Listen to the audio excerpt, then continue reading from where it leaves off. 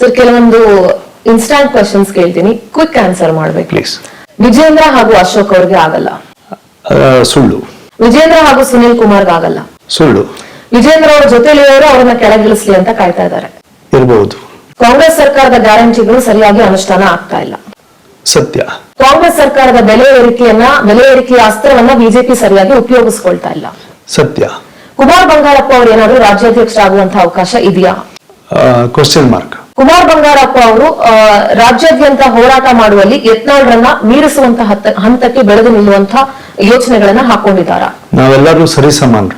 ಕುಮಾರ್ ಬಂಗಾರಪ್ಪ ಅವರು ವಿಜೇಂದ್ರ ಅವರ ಜೊತೆಗೆ ವೈಯಕ್ತಿಕವಾಗಿ ಯಾವುದೇ ಅವರ ಜೊತೆಗೆ ದ್ವೇಷ ಇಲ್ಲ, ಆದ್ರೆ ರಾಜಕೀಯವಾಗಿ ಎಲ್ಲೋ ಒಂದ್ ಕಡೆ ಕುಮಾರ್ ಬಂಗಾರಪ್ಪ ಅವರನ್ನು ಅವರು ತುಳಿಯೋದಕ್ಕೆ ಪ್ರಯತ್ನ ಪಟ್ಟರು ಅನ್ನುವಂಥ ನೋವಿದೆ. ಸತ್ಯ.